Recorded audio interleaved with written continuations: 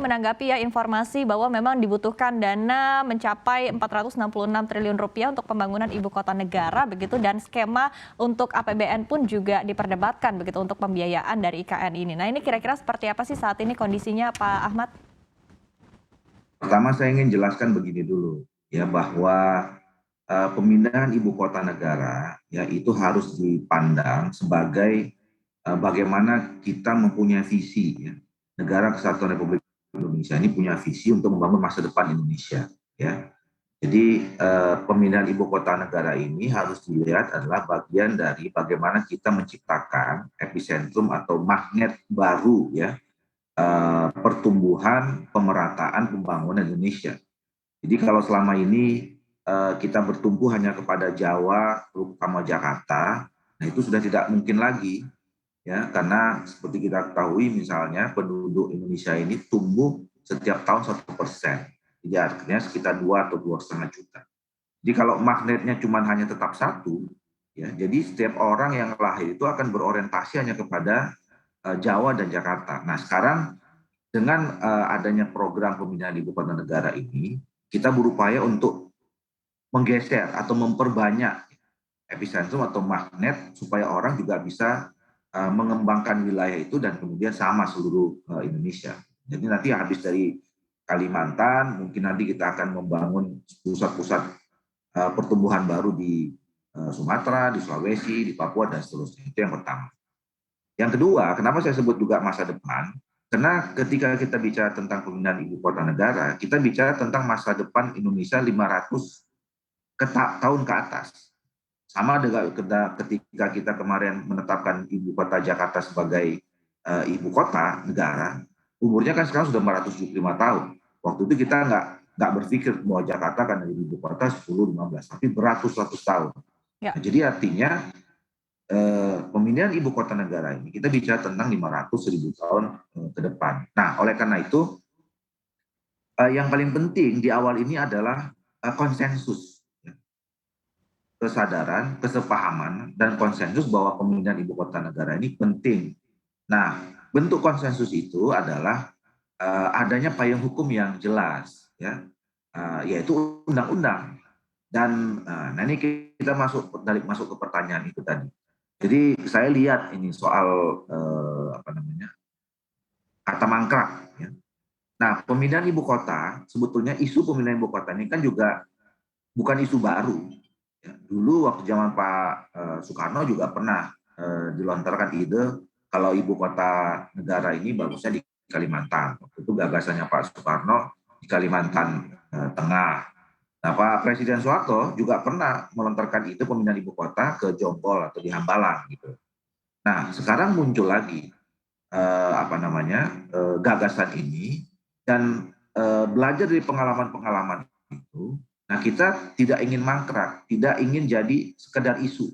Nah, oleh karena itu supaya dia tidak isu, maka kemudian kita harus menetapkannya dalam satu konsensus yang kuat.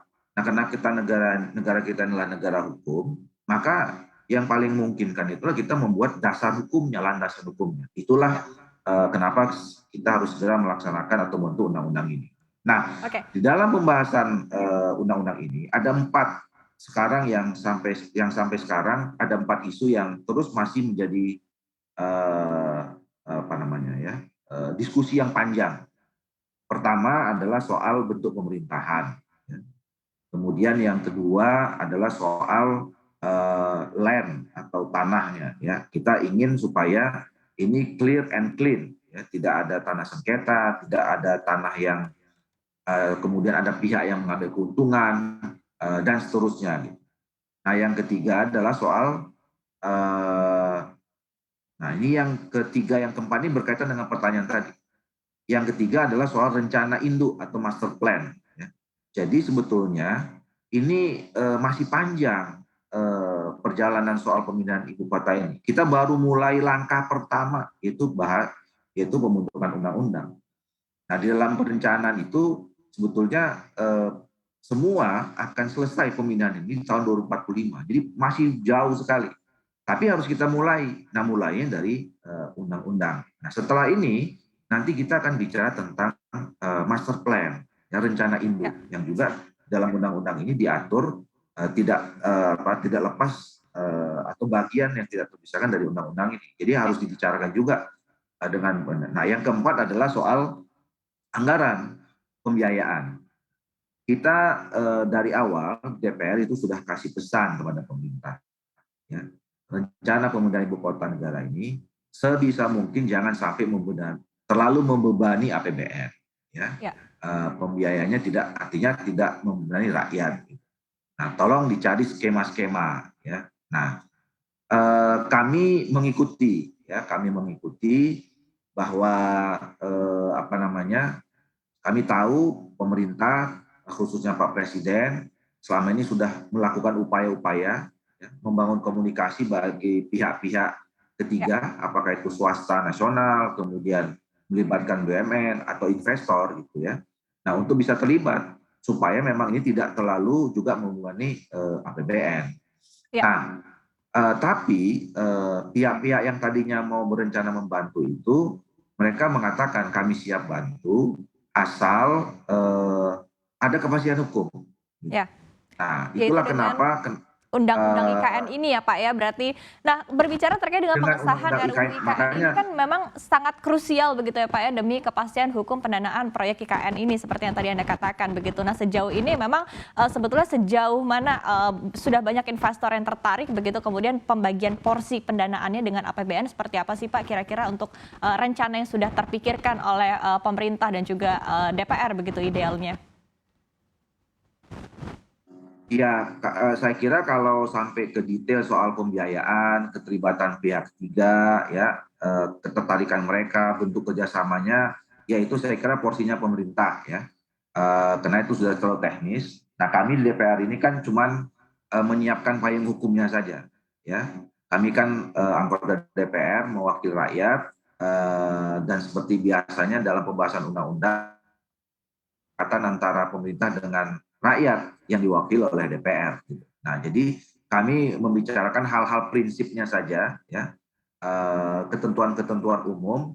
Nah, teknisnya nanti itu akan ada peraturan perundangan yang di bawahnya. Apakah itu bentuknya peraturan pemerintah, peraturan presiden, gitu ya, dan yang lainnya sampai pemerintah daerah. Yang jelas dalam undang-undang ini nanti akan ada ya perintah undang-undang. Kalau ini nanti disahkan, itu ada sekitar 9 peraturan pemerintah dan peraturan presiden yang harus dibuat lebih lanjut setelah undang-undang ini selesai. Termasuklah tadi masalah-masalah yang saya sebutkan itu secara lebih detail soal pembiayaan, soal pengadaan tanah dan seterusnya.